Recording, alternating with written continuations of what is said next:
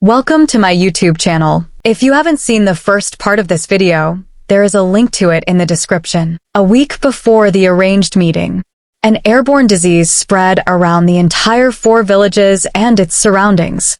To prevent people from spreading the disease, each village was closed. Their border and their rulers also instructed them to stay indoors. Ego was very sad that her future husband would not be able to see her every day as usual. To make matters worse, some days after, the borders were closed. Ego contracted the airborne disease, and for more than 3 months, she struggled to stay alive. The illness greatly affected her appetite, making it very difficult for her to finish half a plate of food in a day. As the month passed, an herbalist found a cure, and people gradually began feeling better. When Ego fully recovered, the first thing she discovered was her massive weight loss. She could not believe it. She was almost as small as her 3 sisters. It was a dream come true, but that wasn't the only thing that changed. Her face had also become more defined, and her beauty was evident for even blind people to see. She realized that wherever she went, she was stared at in admiration by men who had never glanced a second look at her in the past, especially the wealthy men amongst them. I also began to approach her for conversations about marriage. Ego began to feel on top of the world, and suddenly, she felt too good for Arin's. When the borders were finally open, Ego went to her and Arin's spot to wait for him because she knew he would be there waiting when he set his eyes on her. He almost did not recognize her. "Wow, my princess, I missed your beautiful smile," he said. Ego gave him the cold shoulder. She felt too mighty to be in his presence. Arin's thought she was only acting up because she had missed him so much. So, he began to play the drum for her to dance, but she shouted at him, ordering him to stop the noise. "Mr. Drummer, I am not interested in whatever you are playing. I only came here to tell you I am not interested in marrying you anymore."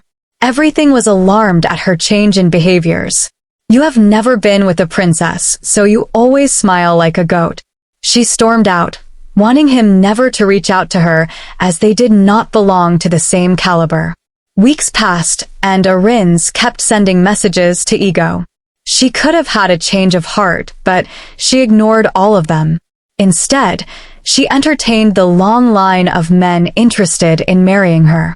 One day, she came up with an idea.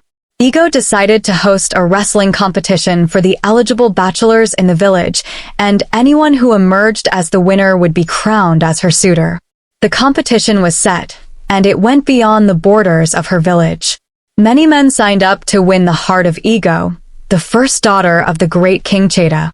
The king even invited royalties and affluent people to the events.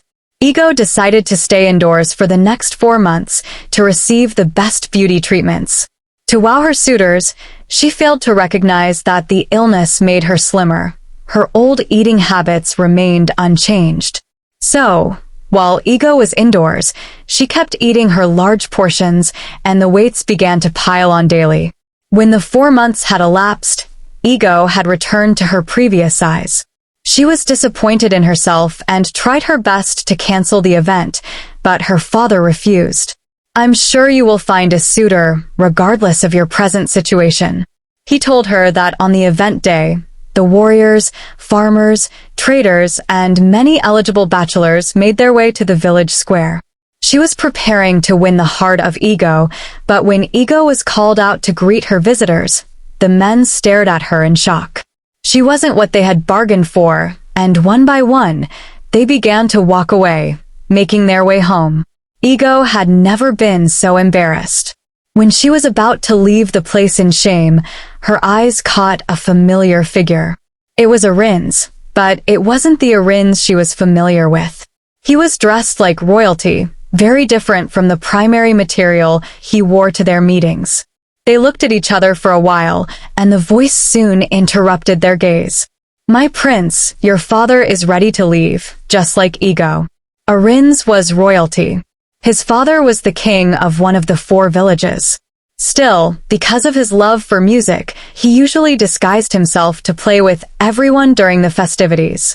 He did not want to be treated primarily by the other villages, as Ego watched. Arins turned his back and began to walk away. She realized that she had lost a good man who loved her regardless. It is such a pity because she never gets the opportunity to find love again, and eventually, she has to settle for the 10th wife of an old chief.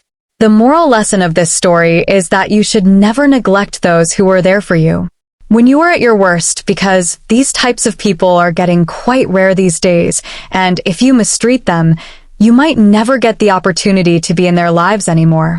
Thank you for watching this story today. Please comment on what you learned, and remember to like and share with your loved ones till next time. And subscribe to my channel. Bye.